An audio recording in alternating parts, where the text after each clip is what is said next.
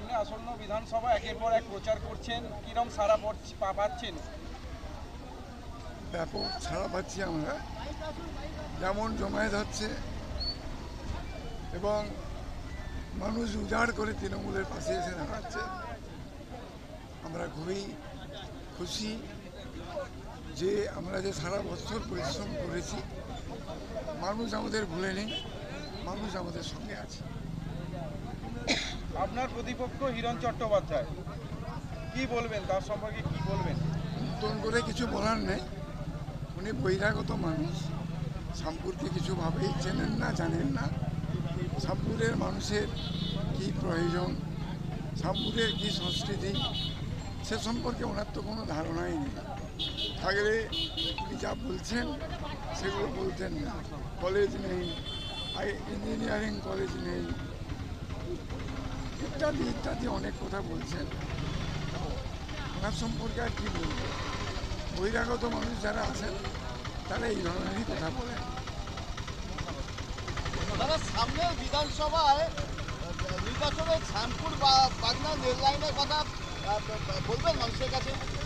100 বার বলবো। আমাদের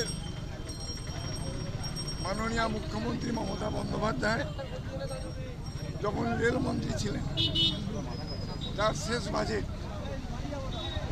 তখন তিনি বাগনান থেকে শ্যামপুর রেল লাইন করার জন্যে 1 কোটি টাকা দিয়ে সার্ভে করার প্রস্তাব দিয়ে পার্লামেন্টে বলেছিলেন। তারপরে সুলতান আহমেদ এমপি ছিলেন, তারপরে সাদ্দাম আহমেদ, আমার কাছে তথ্য আছে, রেকর্ডিং আছে, সাদ্দাম আহমেদ পার্লামেন্টে দাঁড়িয়ে কি বলেছেন আপনাদেরকে আমরা দিয়ে দেবো। বিরোধী প্রার্থী যা বলছেন খোঁজখবর না নিয়েই বলছেন, শ্যামপুর সম্পর্কে কিছু জানেন না বলে বলছেন। সব তথ্যই আছে দিল্লির জমিদারদের কাছে, উনি গেলে তাদের কাছ থেকে ভালো করে দেখে আসতে পারেন।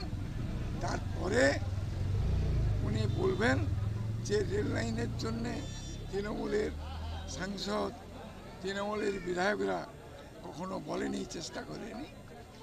আমার বিশ্বাস এরপরে আর এইসব ভুল কথা উনি বলবেন।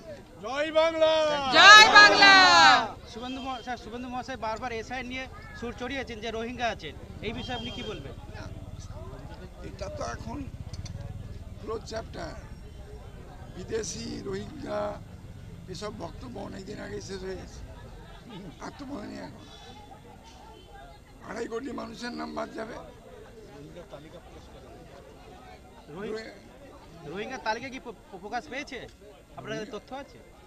রোহিঙ্গার তালিকা প্রকাশ করবে কি?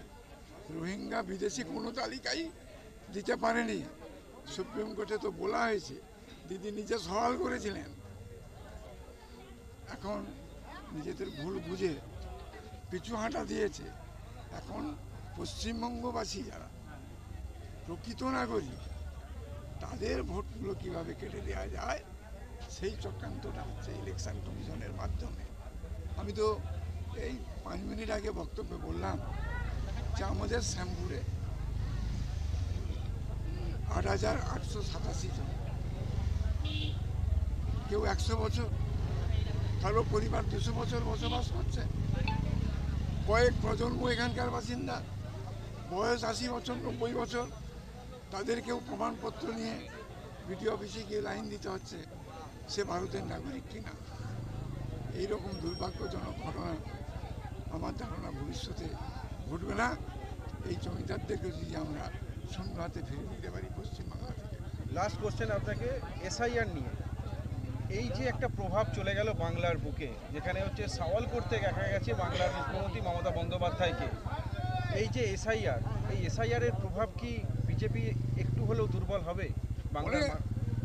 দুর্বল নয়, একটু নয়, বিজেপি কয়েক যোজন পিছিয়ে গেছে। এসআইআর করে বিজেপি কত বড় সর্বনাশ নিজেদের করেছে, এই মানুষের বাড়ি বাড়ি যখন যাবে মানুষ তার জবাব দেবে।